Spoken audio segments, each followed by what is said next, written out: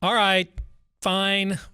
We'll break down the actual game this weekend if you demand it here on Michigan Podcast. And we're joined by our good friend and perhaps the one and only reasonable Bucknut, although he is wearing a Troy Smith, Art Schlichter, Rex Kern, I'm not sure which throwback jersey this week. Is that Schlichter's? I've got the Art Schlichter signature on it. There you go. This is Art Schlichter. He's like Jim Harbaugh is for you, Art Schlichter is for me. My all-time favorite. I don't want to hear any jokes or any derogatory comments about what happened to him later. Sure. Art Schlichter, circa 1978 to 81, my guy.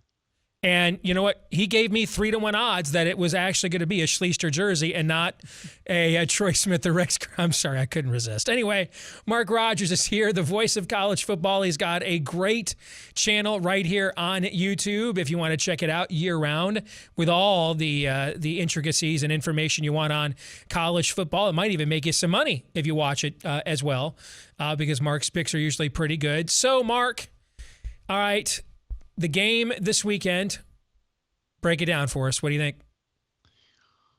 I like to go to common opponents, and it brings me back to 2018. So going into that game, of course, this is the one game, I think, since Harbaugh's opening season in Michigan 2015, in which they were the favorite. Michigan, the favorite at Ohio Stadium. And if you measured the common opponents in those matchups, Ohio State versus the Big Ten, Michigan versus it wasn't even close. I remember running through all the numbers, all the score comparisons, everything. Michigan was dominant against those common opponents, but we know what happened when they got on the same field. If we put history aside, this is an intriguing matchup. Ohio State should be a decided favorite, which they are, 7 to 8 points, according to Vegas, even on the road. They have played the common opponents slightly better, and when they've been dominant, they have been over the top dominant, of course, as we've seen the last 2 weekends. But Michigan certainly showing some scoring firepower and showing that they could possibly make this an intriguing game. If each team brings a similar grade to the field, meaning if Michigan brings its A game and Ohio State brings its A game, I think Ohio State's a 7 to 14 point better team. But in the case of most football games, that doesn't necessarily happen. So Michigan's got the home field. Who knows what the motivation factors are? I would have thought that they would have been on the Michigan side year after year after year after year. I continue to be amazed at the obsession that this program, meaning Ohio State, has with Michigan, despite the dominance.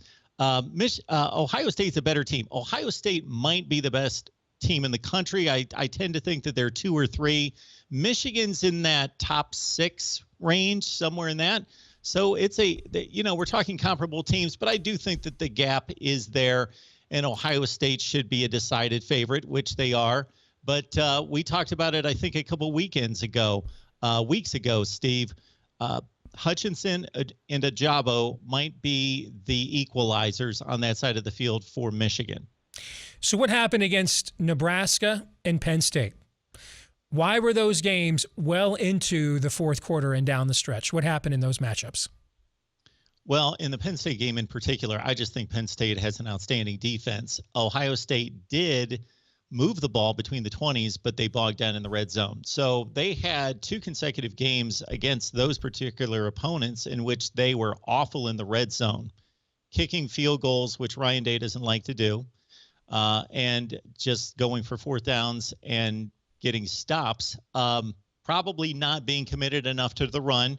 Ryan Day, for all of his positives as a head coach, I think tends to like to scheme and build the matchups, and he loves to play mad scientist a little bit too much when a simple handoff to Travion Henderson will do the job on 3rd and 1.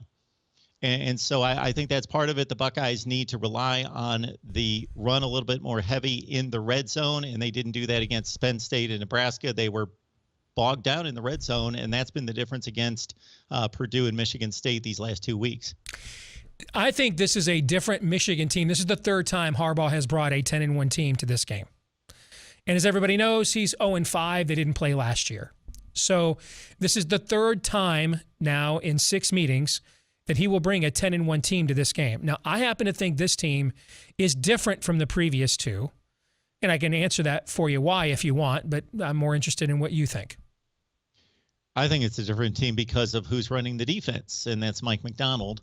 And we saw the issues that they had changing out personnel or attempting to change out personnel against Michigan State. And then they continue to have those issues, not as glaring, but still had those issues of trying to play NFL rules in a college setting the next weekend, which I was a bit perplexed by. That aside, Mike Macdonald, I trust him so much more in this spot than Don Brown. So I believe that he's going to be prepared as well as you possibly could be for this Ohio State offense. That's why I think it's a different Michigan situation. Also, Cade McNamara is playing the position as efficient with some explosiveness. I think we tend to get a certain pattern of thought in our head that once we label somebody, they keep that label. They're a much more explosive passing attack than we give them credit for. So there's a lot of talk here within the Michigan media that Ohio State actually had Don Brown's signals, particularly in 2019. Any talk like that at all there in your neck of the woods in Columbus? People talking about whether that's a thing? Because that has gone from urban legend to conventional wisdom within Michigan circles. I know it has, and I tend to think that most factions, and we see this both in sports and we see this with real life political, social issues, that people believe what they want to believe, and therefore they tend to gravitate to the information that will confirm their beliefs and their values. So I believe that Ohio State fans want to stay away from that narrative, and therefore you don't hear much. I don't hear any talk. All the talk that I've heard concerning that came from Michigan fans that watch my channel. Thanks much to you. But the Ohio State fans, no, because then that would mean that there's some level of, whether you consider it cheating or gamesmanship, either one, but then it would go against the actual just being that good of a coaching staff and having that kind of talent to execute on the field. And Ohio State fans, nor any fan base, wanted to give up that leverage. So let me forget for a second, compartmentalize as best as I can. Let me forget for a second I'm a Michigan fan, because as a Michigan fan, there's no way I think you can objectively analyze this game without including the baggage, pardon me, of the last 20 years. I mean, Mark, there's only been 2 seasons since 2003 that Michigan did not end the season on a 2-game or worse losing streak. Only twice since 2003. All right, that was 2011 and 2015. Every year since 2003, other than those 2, Michigan has ended the season on a 2-game or worse losing streak. So when you have that kind of baggage, you're going on, 2 decades of that. If you're any kind of fan at all, and I am, it's just really difficult to analyze this as a standalone product and not in the context of going on, a fifth of a century of curb stomps, right? Okay. But let's say I worked for like Big Ten Network or somebody, and I don't have all that baggage, and I'm analyzing this game.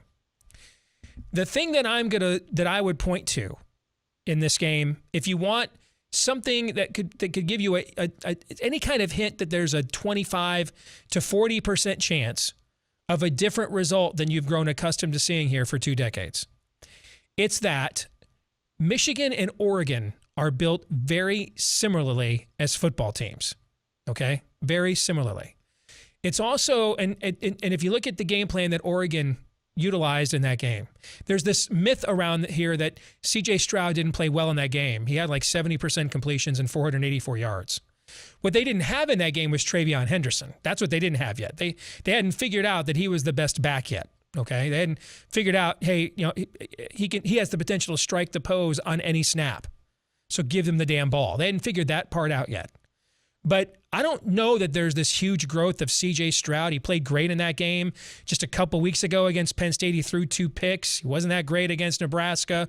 So I don't know that there's been a huge leap as much as now there's a running attack. In the last 2 weeks, they played 2 of the weaker secondaries in the Big Ten Conference, and Michigan State has the absolute worst by yardage pass defense in all of college football. So, I mean, that was just matchup hell for them. If you want a prescription, though, for what Oregon did, the ability to run for 260 yards, limit possessions, and then Play 2 safeties high. Do not let them throw it over your head. Keep them in front of you, no matter how many yards you give up between the 20s. And Oregon gave up over 500. All right, but get him into the red zone and then just play let's just play red zone roulette at that point.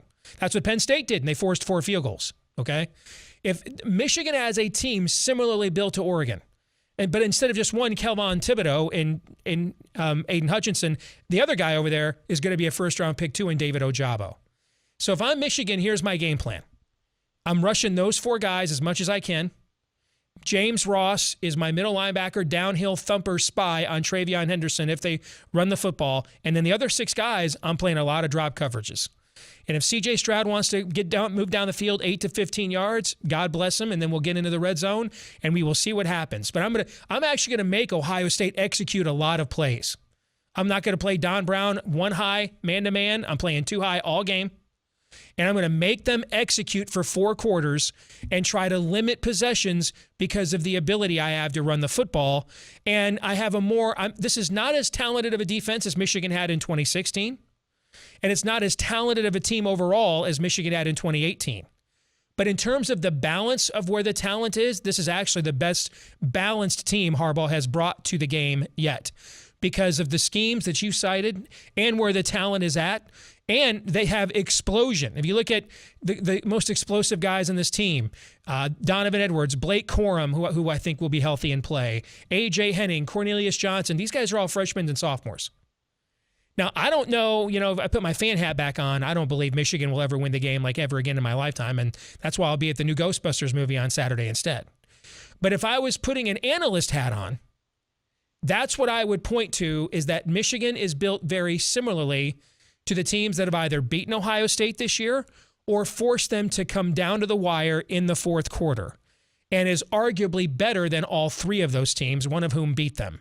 That would be, and that's a game plan that I think you and I both know Jim Harbaugh is comfortable executing that game plan. He is comfortable trying to beat Ohio State 35-31. He is not comfortable trying to beat Ohio State 45-41. He's not comfortable with that. So this is a matchup difference that I think is a little different than the previous times that they have played. What are your thoughts on that? So much to unpack there. Really good stuff there. So Ohio State actually put 600 on Oregon. They just couldn't move in the red zone. Again, red zone issues against a good defense. So maybe that's a recipe right there, because Nebraska, Penn State, Oregon, defensively, I think they're pretty comparable. They all gave up yardage, but locked it in on the red zone. So I focused on the red zone issues for the Ohio State offense, but credit needs to be given to the defense when you're talking 3 caliber defenses of those 3. All right. You've got a better quarterback than Oregon, but he did play a Cade McNamara-esque game. That's the best game he's played this season, and he was able to make the throws when needed. This Ohio State offensive line, it's key that they have had an elite level offensive line from a talent standpoint from day one, of course, but they have just figured it out in regards to combinations, determining that they could not play tackles at guard positions, and they figured that out, and they have the rotation that has really been the unsung hero of the last 2 performances against Purdue and Michigan State. They worked out the offensive line combinations, and the stalemate up front between Ohio State's offensive line and Michigan's from a talent standpoint is just going to be fascinating, because that is going to be real football. On the other side, Ohio State's defense, what's getting lost in all this, they gave up 7 points. They really gave up nothing to Michigan State when it mattered.